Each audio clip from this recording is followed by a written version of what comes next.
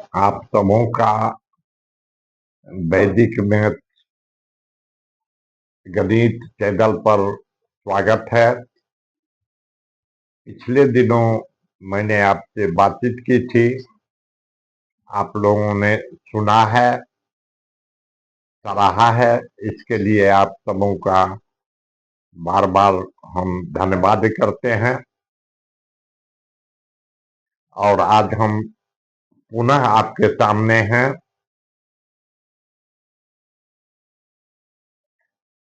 हम जिस समाज में रहते हैं उसे मानव समाज कहा जाता है, और समाज केवल मनुष्यों का नहीं होता है, जानवरों का, कीट पतंगों का भी समाज होता है।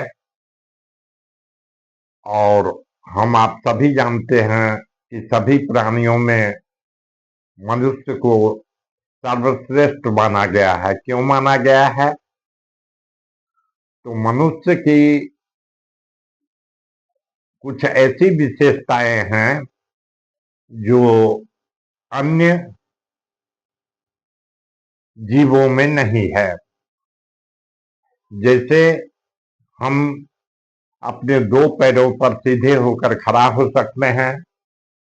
कोई भी जानवर, यहाँ तक कि गुरिल्ला मानव भी, वह हम लोगों के जैसे सीधे खड़ा नहीं हो सकता है। फिर ईश्वर ने हमें हाथ दिए हैं दो, जिन हाथों को हम इस तरह से घुमा फिरा सकते हैं, मनचाहे ढंग से इधर उधर घुमा फिरा सकते हैं।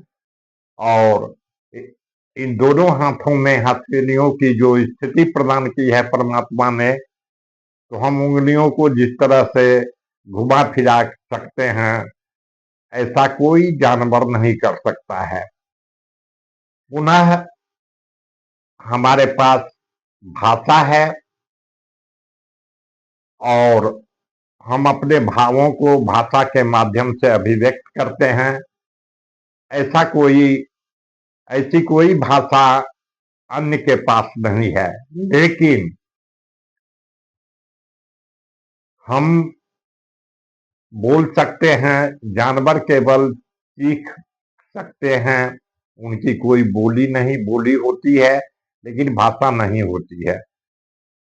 इसलिए हम उन्नत हैं, हमारे पास संस्कृति है, सभ्यता है। उनके पास ऐसी कोई चीज नहीं है। पुनः हम देखते हैं कि मानव मस्तिष्क की बनावट जटिल है,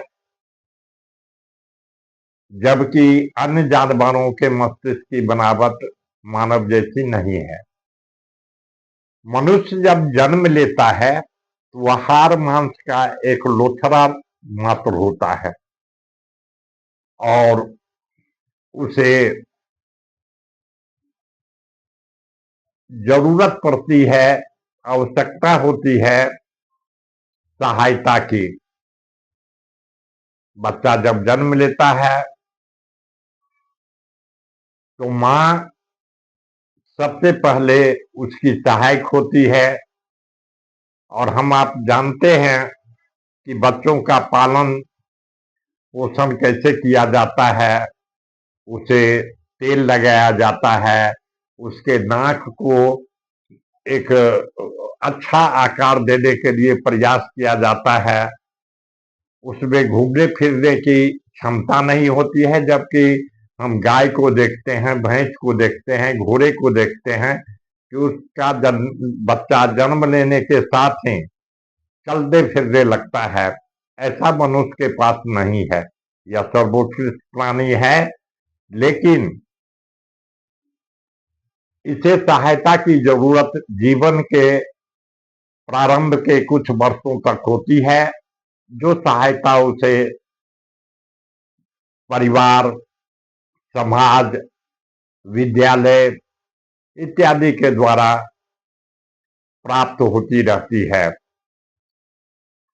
बच्चों का जन्म लेना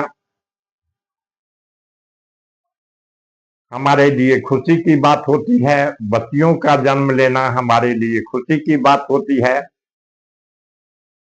हम उसके माता पिता होते हैं, दादा दादी होते हैं, नाना नानी होते हैं, हम उसे पालते हैं।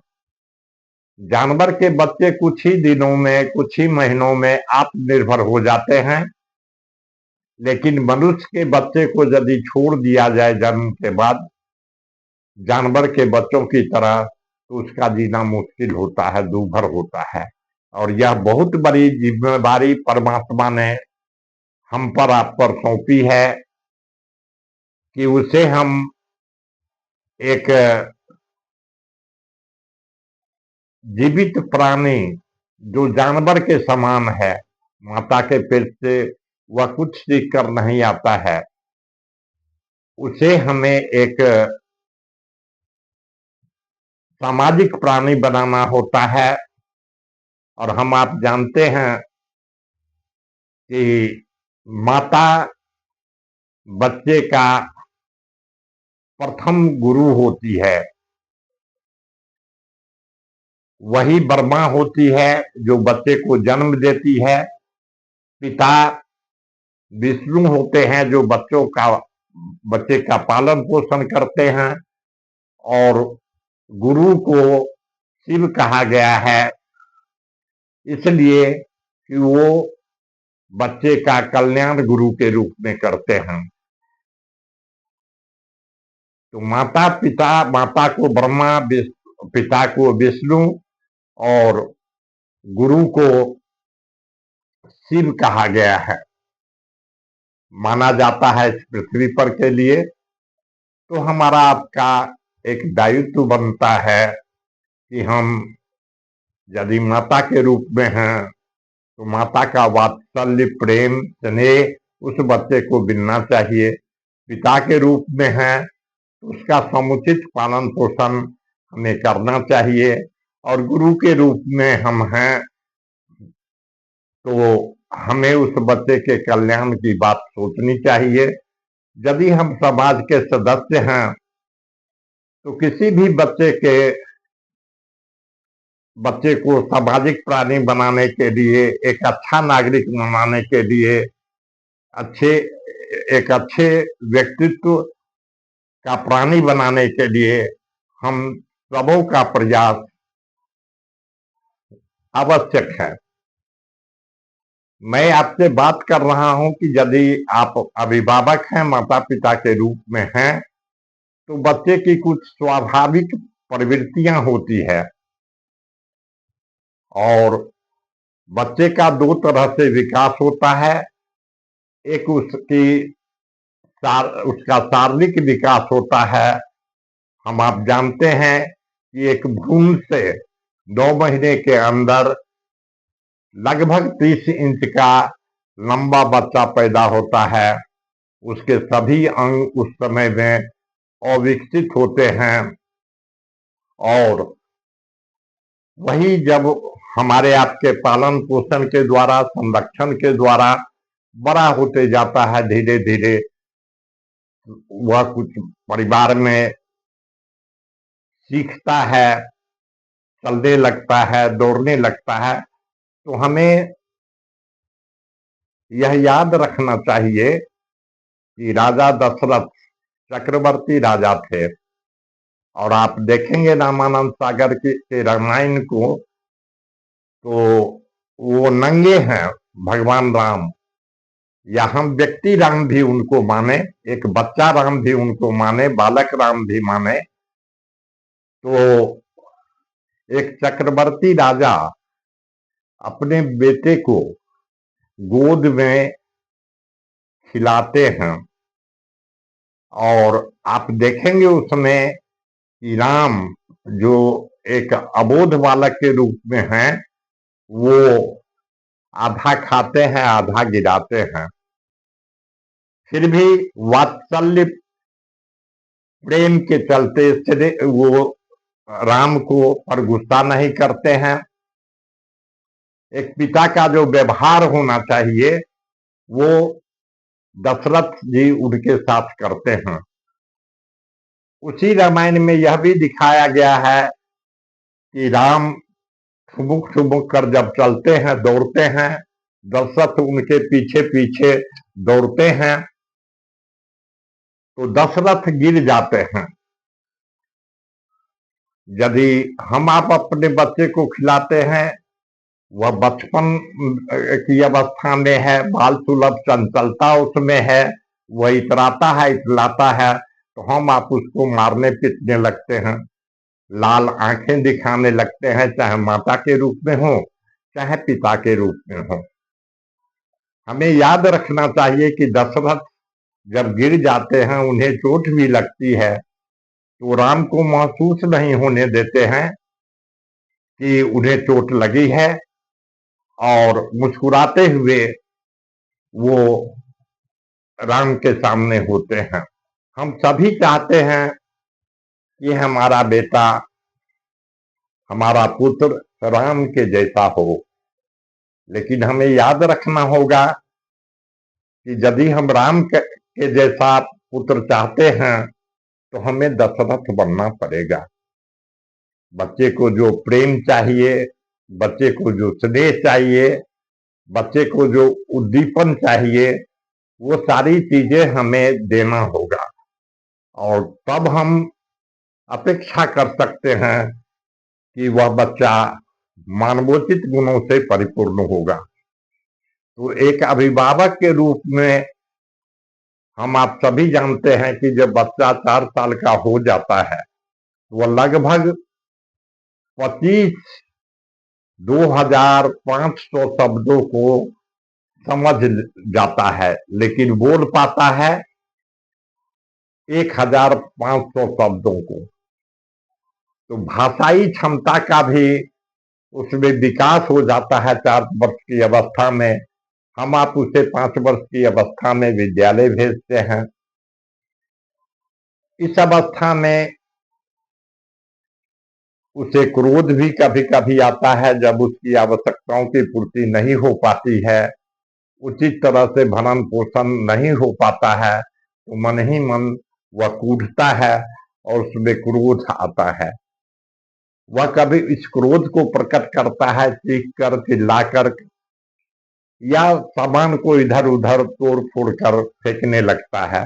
हम आप गुस्सा में आ जाते हैं। हमें आपको समझना चाहिए कि यह उस अवस्था का दोष है। यदि हम आप याद करेंगे अपने बचपन को, तो ऐसा व्यवहार हमने आपने भी किया होगा, लेकिन हम वहां पर यह दिखाना चाहते हैं कि हम गार्जियन हैं, हम अभिभावक हैं, तो हम बच्चे को पीटते हैं। समझाना पड़ेगा बच्चे को, 4 साल का वह हो गया है। हम आप उसे समझाएंगे कि इस तरह से गुस्सा करना, क्रोध में आना अच्छा नहीं है, वह समझेगा। और अभी भी बहुत से अभिभावक हैं जो अपने बच्चों को समझाते हैं और वह समझता है। यदि हम उसे पीटेंगे, मारेंगे, वह क्रोध की मात्रा और बढ़ेगी, और वह जीवन भर याद रखेगा, और हमारे आपके साथ उसका मधुर संबंध भविष्य में नहीं रह पाएगा। इसलिए जब आप हम अभिभावक हैं, पिता के रूप में हैं, तो बच्चों को 4 साल से लेके 12 साल, 11 साल की अवस्था तक हमें उसके पालन पोषण पर ध्यान देना होगा।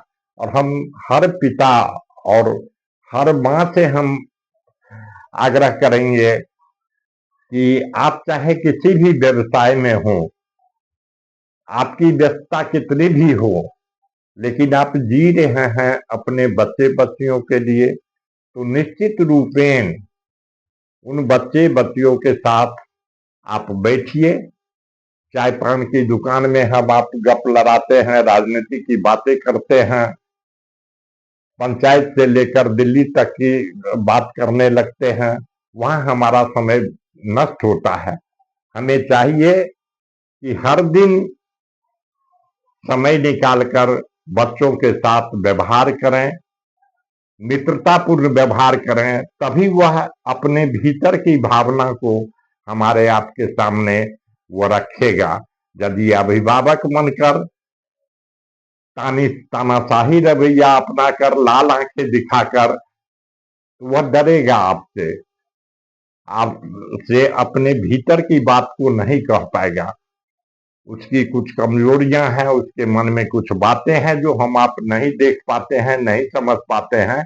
लेकिन यदि उसके साथ मित्रतापूर्ण व्यवहार हम करेंगे तो वह निश्चित रूपेण अपनी बात को बताएगा। और एक माता पिता के लिए यह जरूरी है कि बच्चों के साथ उनका व्यवहार मैत्रीपूर्ण होना चाहिए। उनकी जो आवश्यकता है उस आवश्यकता की पूर्ति आप समय पर किया करें। और शिक्षकों से मैं कहना चाहूंगा कि समाज के निर्माण में आपका बहुत बड़ा योगदान है। शिक्षक को राष्ट्र निर्माता कहा गया है।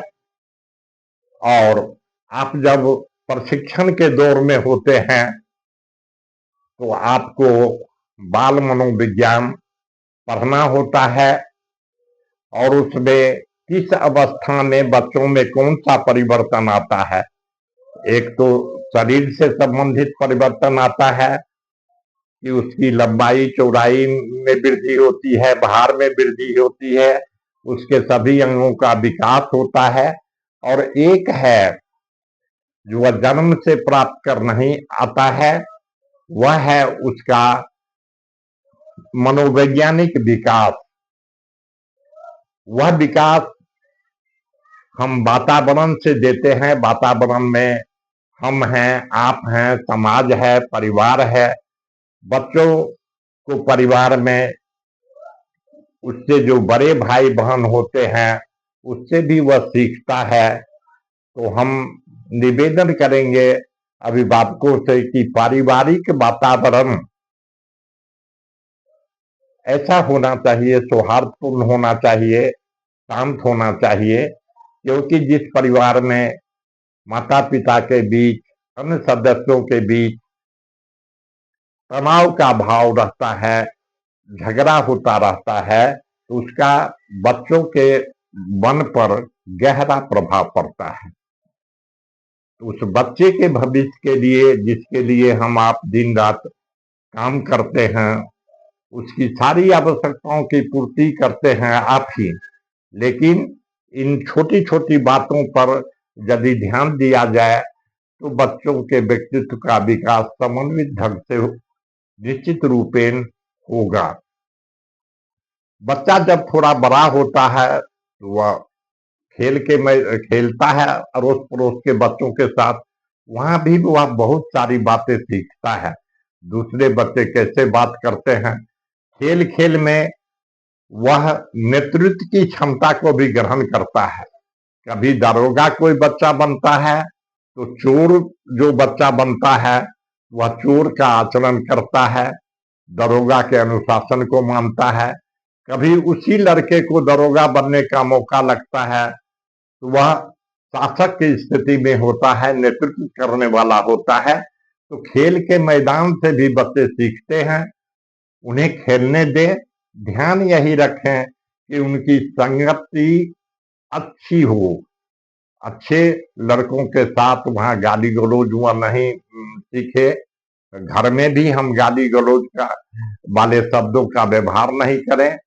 तो बच्चे खेल खेल में भी बहुत सारी बातें सीखते हैं जो उनके जीवन के लिए आवश्यक है, शारीरिक विकास के लिए आवश्यक है। कहा गया है कि स्वस्थ मन में ही स्वस्थ मस्तिष्क का वास होता है। तो मैं आशा करता हूं कि आप यदि सुनते होंगे, आप ऐसा कर रहे हैं, बहुत अच्छी बात है। मैं आप ही के बच्चे के लिए, बच्चियों के लिए आपसे बात कर रहा हूं। आप यदि मैंने जो बातें कही है उसमें से कुछ बातों का अनुपालन नहीं करते हो तो मेरा आग्रह होगा कि आप आज से इस वीडियो को सुनने के बाद आप निश्चित रूप से अपने बच्चे बच्चियों पर ध्यान दें, उस पर समय दें। आधा घंटा के लिए और अधिक समय हो, प्रेम पूर्वक वार्ता करें। उसे प्रेम की जरूरत है, स्नेह की जरूरत है, उद्दीपन की जरूरत है। उद्दीपन है कि उसके अंदर यदि कोई आवश्यकता महसूस होती है तो उसके अंदर एक भाव आता है कि वो आवश्यकता की पूर्ति के लिए कभी कभी रोष प्रकट करता है, कभी चिल्लाने लगता है। और उद्दीपन का मतलब है उस रोष को शांत करने के लिए यदि हम उसकी आवश्यकता की पूर्ति करेंगे तो उसका वह रोष खत्म हो जाएगा। तो छोटी छोटी बातें जो हम 2 4 5 दिन 10 दिन के बाद करते हैं उसकी आवश्यकताओं की पूर्ति, हम प्रयास करें कि उसे जिस समय जिस चीज की जरूरत है यदि संभव हुआ है तो हम उसकी पूर्ति में लगे रहें। अब मैं शिक्षकों से बात करना चाहूंगा कि आप मनोविज्ञान को पढ़ के पढ़ाने के लिए विद्यालय में आते हैं। प्रशिक्षण अवधि में आपको बाल मनोविज्ञान पढ़ाया जाता है। सभी गार्जियन, आप पर जिम्मेदारी है कि उन बच्चों की उचित देखभाल करें। विद्यालय में साफ सफाई की व्यवस्था होनी चाहिए, वातावरण शांतिपूर्ण होना चाहिए। और विद्यालय में जाकर भी बच्चा विभिन्न परिवारों के लड़कों से मिलता है, जो उसका वर्ग साथी होता है, स्कूल का साथी होता है। तो बहुत सारी बातें विद्यालय में भी वह सीखता है। और आप वहां पर ऐसा वातावरण दें, डांटने फटकारने की कोई जरूरत नहीं है। उसके साथ स्नेहपूर्ण व्यवहार करें, उसका मित्र बने। जब कभी मित्र आप नहीं बनेंगे तो वह किसी विषय में कमजोर है, उसे कहाँ भाषा को पढ़ने में दिक्कत हो रही है, लिखने में दिक्कत क्या हो रही है, वो आपसे नहीं बता पाएगा। केवल भयभीत रहेगा, सशंकित रहेगा और फिर उसका राह दूसरी तरफ जाएगा, वह दूसरी संगति में जाएगा।